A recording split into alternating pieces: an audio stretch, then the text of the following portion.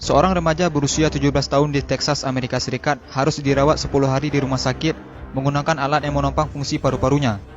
Hal ini disebabkan oleh rokok elektrik atau biasa disebut dengan vape. Pada awalnya, Triston terbangun dari tidurnya dan kemudian muntah-muntah pada suatu pagi di bulan lalu. Ia juga mengalami penurunan berat badan drastis yang tidak jelas penyebabnya, demam, dan kemudian kelelahan. Remaja tersebut kemudian dilarikan ke rumah sakit. Pada awalnya dokter mengira kondisinya mirip dengan pneumonia. Namun setelah melakukan CT scan, ternyata hasilnya negatif. Kondisi Triston semakin memburuk, paru-parunya gagal berfungsi secara mendadak. Remaja itu pun harus diintubasi atau dimasukkan tabung endotrakeal melalui mulut atau hidungnya untuk menghubungkan udara luar dengan kedua paru-parunya agar paru-parunya tetap bisa berfungsi dengan baik.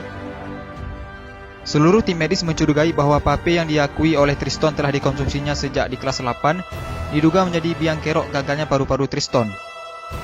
Kami tidak tahu secara pasti apa yang dilakukan oleh Triston, namun ada laporan literatur tentang pneumonitis, hipersensitivitas akibat vaping, kata dokter yang menangani Triston, yaitu Dr. Suzanne Whitworth, dikutip dari Daily Mail. Setelah 10 hari diintubasi, paru-paru Triston kembali pulih, walaupun ia masih harus berjuang keras untuk bernapas dengan baik. Ia bahkan harus kehilangan 13 kilo berat badannya, dan otot kakinya menjadi melemah. Triston juga bahkan harus belajar berjalan kembali. Saya benar-benar diberi kesempatan kedua oleh Tuhan. Dan segera setelah saya bangun dari koma itu, saya tahu apa yang ingin saya lakukan. Saya tidak ingin mengulangi kesalahan yang sama untuk menghisap vape, kata Triston. Triston berjanji bahwa dia tidak akan nge-vape lagi dan akan menyarankan kepada teman-temannya untuk membuang vape mereka. Kenapa vape berbahaya? Kepala Badan Pengawas Obat dan Makanan atau BPOM Penny Dukito menyebutkan akan segera mengusulkan larangan penggunaan vape atau rokok elektrik. Hal ini bisa diwujudkan salah satunya melalui revisi PP nomor 109 tahun 2012. Penny mengungkapkan ada beberapa fakta ilmiah yang telah ditemukan BPOM sekaligus menjadi dasar usulan pelarangan tersebut. Ditemukan senyawa kimia di dalam vape mulai dari nikotin, propilen glikol, perisa logam karbonil tobacco specific nitrosamines, hingga dietilen glikol.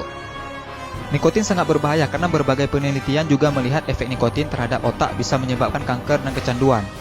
Propilen glikol juga sangat berbahaya karena jika dikonsumsi secara terus-menerus dapat menyebabkan gagal ginjal. Menurut laporan yang dipublikasikan dalam jurnal Investigate Medicine High Impact Case Reports tahun 2015. Memang vape tidak langsung memberikan dampak buruk bagi kesehatan. Sama seperti rokok, banyak orang yang tetap bisa sehat walaupun merokok. Nah, sebaiknya kita mulai menjaga kesehatan paru-paru kita dengan tidak menghisap vape atau rokok. Semoga video ini bermanfaat dan jangan lupa di-share juga sebanyak-banyaknya agar teman-teman kalian tidak ketinggalan informasi penting ini. Dan jangan lupa